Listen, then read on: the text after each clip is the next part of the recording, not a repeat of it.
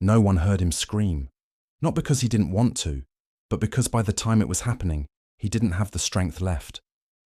He lay in a hospital bed, under fluorescent lights, surrounded by clean sheets and sealed walls, while something crawled inside his body, and no one noticed. Night shift in a hospital has a sound all its own.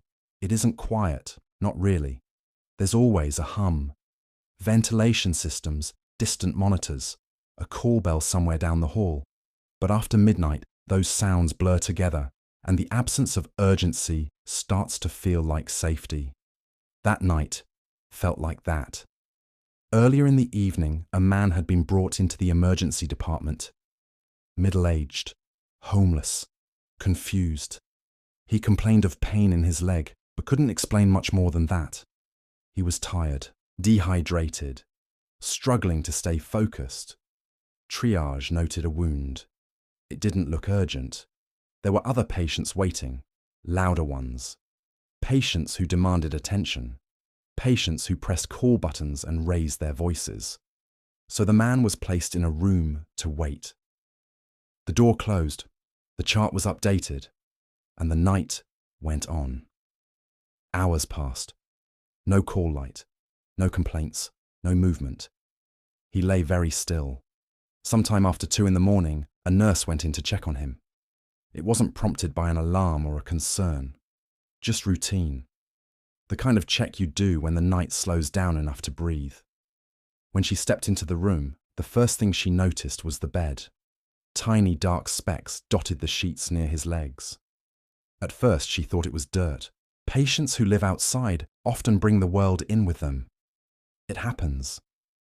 But as she stepped closer, the specks shifted. They were moving. Ants. They weren't scattered randomly. They were following a path. Her eyes tracked the line of movement, slowly, unwillingly, until she realized where they were coming from. Under the blanket. She pulled it back. The smell reached her before the sight did. Then she saw the wound. It wasn't small. It wasn't recent.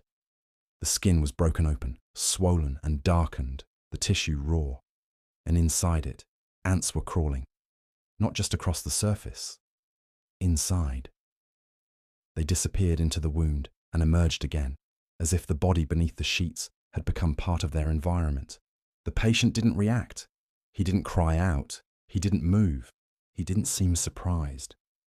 He stared at the ceiling, breathing shallowly, as though this was something happening to him, not something that could be stopped. The nurse stepped back and called for help. The room filled quickly. Supplies were grabbed. Voices overlapped. The blanket was pulled away completely. Still, the patient barely moved. Later, staff would say that was what stayed with them. Not just the ants, not just the wound, but the silence.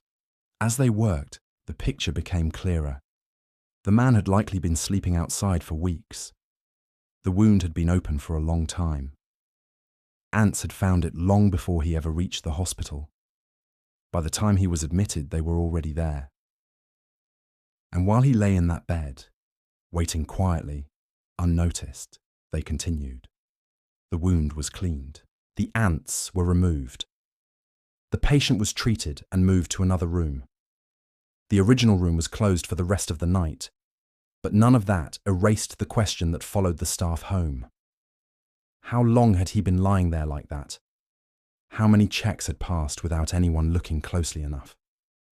How long had something been eating away at him while he lay under hospital lights, in a place meant to be safe?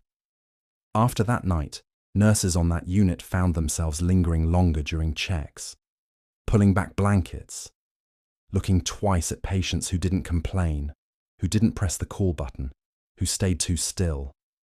Because the most terrifying thing about that night wasn't what was found.